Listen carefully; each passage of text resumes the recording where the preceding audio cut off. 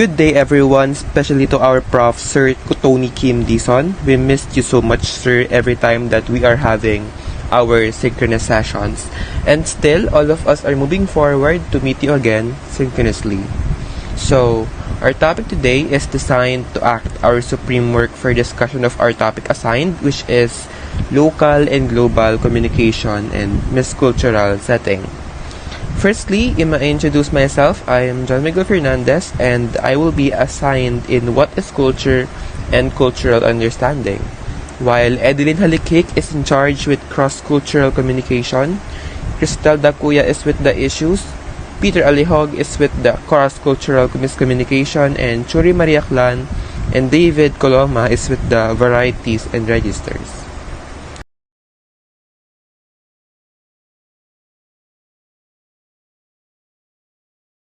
Before we start our reporting, we encourage everyone to participate in our jumbled words icebreaker that is connected with our topic for today.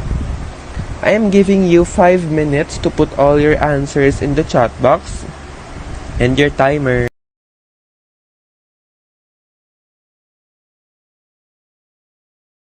starts now.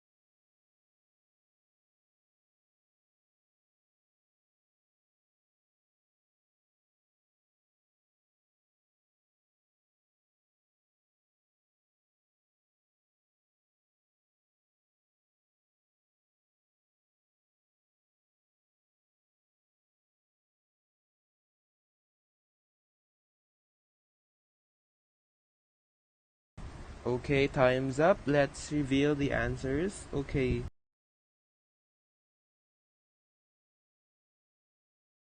Number 1, communications. Number 2, cultural. Number 3, cross-cultural. Number 4 is generalizations. Number 5 is stereotypes. Number 6 is perception. Number 7 is similarities. Number 8 is formal.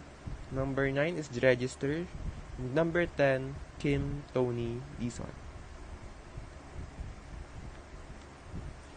Based on the chat box, all of your answers are correct and will be recorded as your participation in our group activity.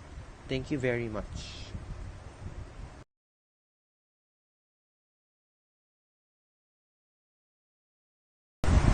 So, no further ado, let's proceed to our topic for today. So, what is culture? Culture is a system of thinking and acting that is taught by and reinforced by a group of people. Cultural groups teach their members certain sets of values with accompanying behaviors, communication, preferences. So, as you can see here, culture is like a system. So, it is a set of rules and behaviors embedded in principles that we instill in our people. And note that this is taught by and reinforced by a group of people. So, meaning, culture is adopted and this is something that is socially inherited. Culture is something that is gotten from outside factors or outside forces. On the other hand naman, this is actually why dictionary meanings would tell you that culture includes the tastes and manners that have been favored by a social group. So, ibig sabihin, ang kultura ay ang lahat ng kaalaman at pagpapahalagang ibinabahagi ng isang lipunan. At ang kultura naman ay ang ugali at pag-uugali na katangian ng isang particular na grupo o organisasyon sa panlipunan. Ito ay humahantong o tutungo sa atin sa patungo sa tinatawag nating kultural na pag-uunawa or cultural understanding.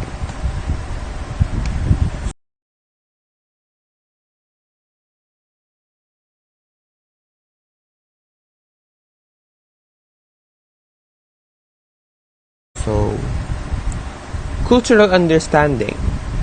Cultural understanding influences our personal preferences and communication style and continues to influence our perception of others throughout our life. Firstly, you have to understand where you're coming from as a group, organization, society, and community. You have to understand and accept your background, okay? Where you grew up or who you grew up with. And what are the characteristic values and manners that are in it? Because having cultural understanding is knowing you.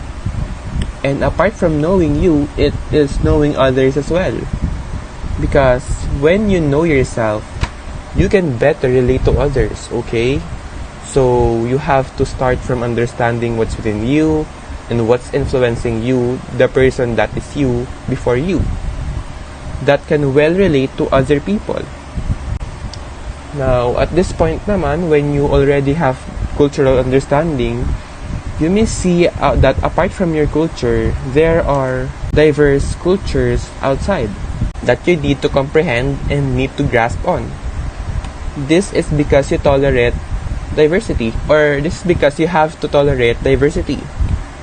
Kailangan mong yakapin ang pagkakaiba na nasa labas ng iyong sariling kultura dahil hindi mo may iwasang makipag-usap sa mga taong may iba't ibang nasyonalidad. Okay, which leads me to the point na every time that you are talking to people of your own culture, you're doing cross-cultural communication. For example na lang, may bumibiling foreigner sa mga palengke. Minsan nakakasabay pa nga natin sila eh. So yung foreigner na yon, in English niya, yung Pilipinong tindero. And ang sabi, how much is a kilo of chicken? So ang sabi ng tindero, 250 pesos only. So this scenario applies or what we call as cross-cultural communication. On this point, Edilin Halikhik will explain cross-cultural communication. So let's proceed now to cross-cultural communication. Cross-cultural communication occurs between people who may have different cultural perspectives. This can include the entire range of differences from nationality to age to different departments within the same organization.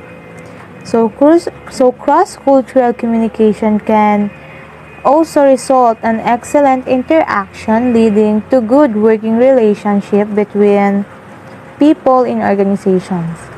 Different cultures have their own set of presumptions and inclinations within a conversation, sometimes making it challenging to pass a message from one person to another successfully. So, although in cross-cultural communication, although we have sometimes a barriers when it comes to passing a message to someone, but still it can result in excellent interaction between people.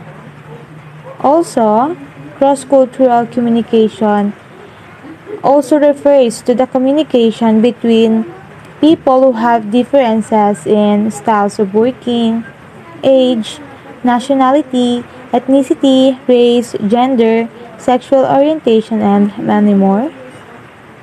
It allows people to avoid miscommunication and misinterpretation. It opens a possibility of fruitful relationships across previously daunting cultural barriers. For example, is when we are talking to a foreigner. Let's say a foreigner is from America. You have a different beliefs and culture, but you are still able to talk and understand each other. Since you guys know that the both of you was from a different countries that has a different cultures and beliefs, and you still manage to understand each other because you guys know that you have a different perspective in life. Another example is when we are talking to an older generation while we are born from a computer age, or we are a so-called Gen Z. It is also an example of cross-cultural communication since you will be able to encounter some barriers but still able to understand each other. As JM discussed earlier, it was called as cultural understanding. Ibig sabihin is may pagkakaintindihan tayo sa isa't isa, although may pagkakaiba tayo, but still, we are able to understand each other because ayun yung communication between people na may differences in their lifestyle. Also has some issues that will be discussed by Crystal Dakuya. Okay, so thank you for that, Miss Salikchik. There are actually a lot of issues that surrounds cross-cultural communication, and those are generalization, stereotypes, and perception. So let's talk about generalization first. It says here, the generalization are the patterns of communication used by most people in any cultural group. So we can actually generalize based on what we call this characteristic of that cultural group. So, for example, they are saying na all girls are weak. Lahat daw ng babae ay mahihina kasi hindi nila maipaglaban sarili nila. Like, ever since, grabe na yung oppression sa mga kababaihan eh. So, people think na all girls are weak.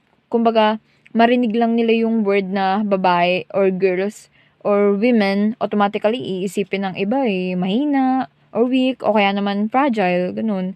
So, example yun ng generalization, wherein they're generalizing na all girls are weak.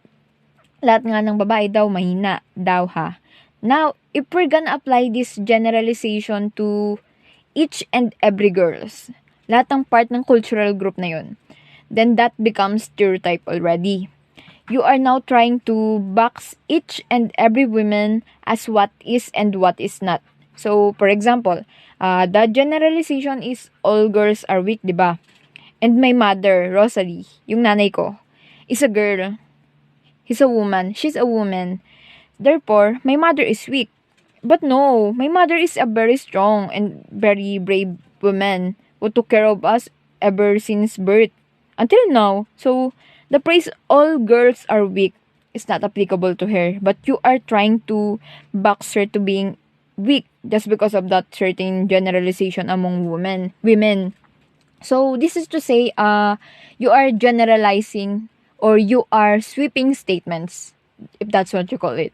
Sweeping statements, mean you're trying to sweep it all into that one certain fact where, in fact, not everyone could actually fit into that generalization. So, meaning, stereotype has a negative connotation. It is simply a generalization about how a group of people behave, about how a cultural group behaves. Ayun. So, let's proceed to perception. Perception is highly susceptible to both personal and cultural experience. So, meaning, you perceive people in things and places and whatnot based on what you experience or what you are experiencing personally and culturally. So, again, culture plays a very big role in terms of shaping our perspectives. Kaya kung mapapansin nyo, bawat country may sari-sariling standards, 'di ba? Kunwari, sa beauty standard, let's say beauty standard sa Sukor, sa South Korea.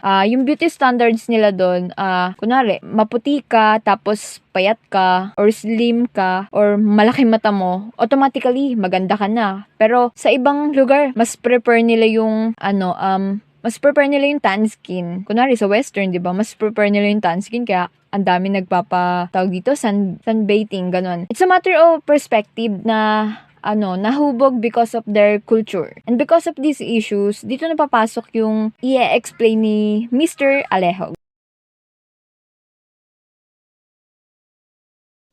Hi everyone, my name is Peter Jundi Alihog. I present to you as CrossCultural Communication. These are the 6 primary sources of cultural communication. The first one is assumption of similarities. This refers to our tendency to think how we behave and act is the universally accepted role of behavior. Second is language differences. Problem occur when there is an inability to understand what the others saying because different languages are being spoken. Talking the same language itself can sometimes lead to discrepancies as some words have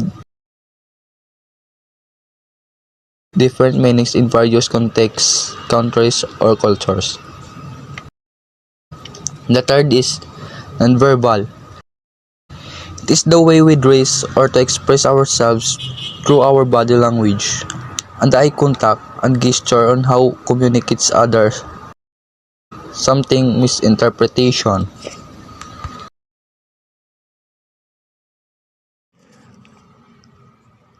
The fourth is preconceptions and stereotypes. Stereotypes involve putting people into predefined slot based on our image of how we think they are should be. It may consist of set of characteristics that we assume that all members of a group share. The fifth is tendency to evaluate. Humans tend to make sense of the behavior and communication of the others by analyzing them from one's own cultural points of view without taking into consideration why the other person is behaving or communicating a certain way. The sixth one is high anxiety.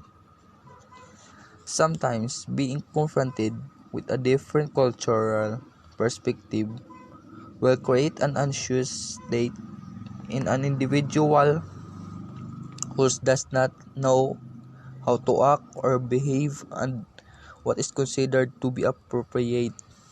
For example, is an high anxiety.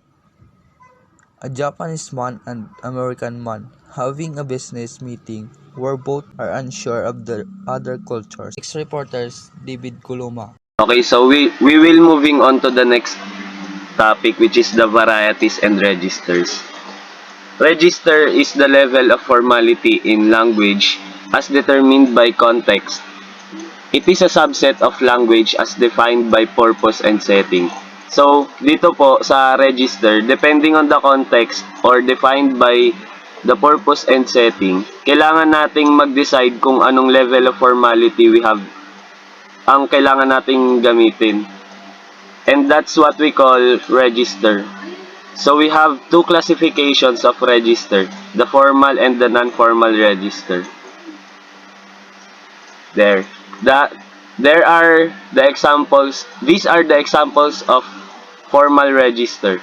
The business letters, letters of complaint, some essays, reports, official speeches, announcements, and professional emails. So if you're doing these stuffs, we have to use formal register kasi ito yung formal occasions or formal situations kung saan we don't use contractions and we rarely use the first person or second person point of view. Kasi kailangan natin maging sound formal. Therefore, we use the third person. We avoid slang, idioms, and exaggeration or cliches because we do it formally. And now, the non-formal register. The examples are personal emails, phone texts, short notes, friendly letters, most blogs, diaries and journals. Those are the full this register are full of slangs and cliches. So dito, all types of figurative languages which are very much welcome. Because very non-form kasi hindi siya formal. So the difference between formal register and non-formal register is the formal register have to be formal and have rules, while the non-formal register can be just talking to a friend or kung ano lang yung ano lang the way you write and talk, ganun po. Next is the varieties which will be reported by Churi Marie Aklan.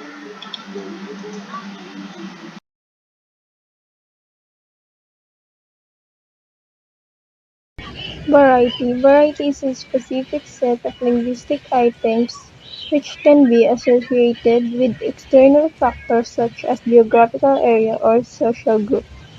When we say linguistic items, these are sounds, words, or grammatical features. Now, variety develops for a number of reasons.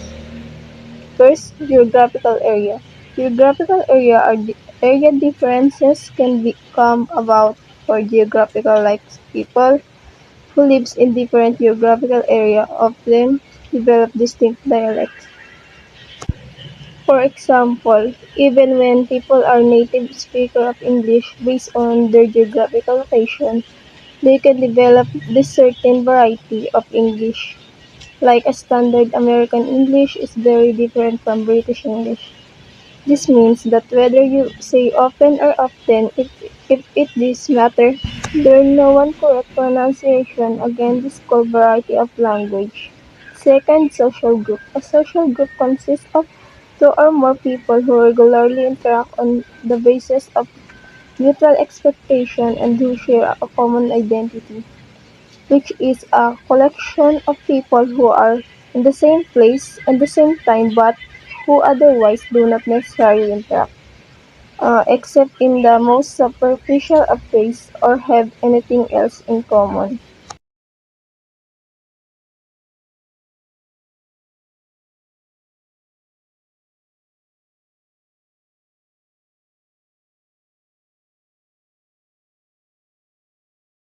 So that's the end of our discussion. I hope that you learned something. Okay.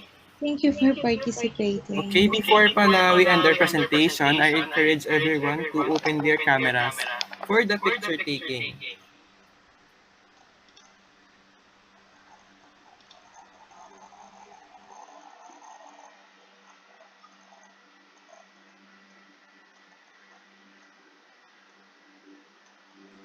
Para naman makita ko yung mga kagandahan at kagatuhan ng mga mukha, di ba?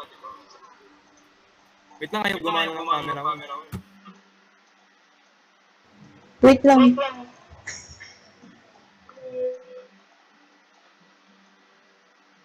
Guys, don't be shy.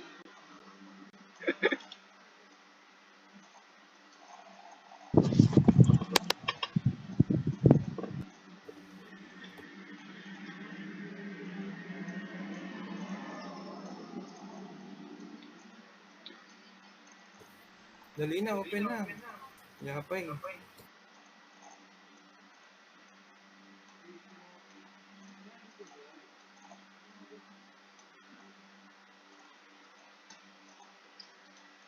Baka naman, open cam. Baka lang naman. So, let's start na. Naka-record pa to? Eh, din, open ka ng cam, ano? Game. Open na. Si, bagasan.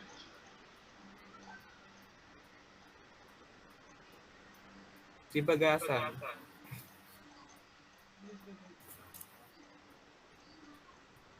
Okay, let's start na. 1, 2, 3. So that ends our reporting today. Thank you so much for participating. You may leave the room. Thank you.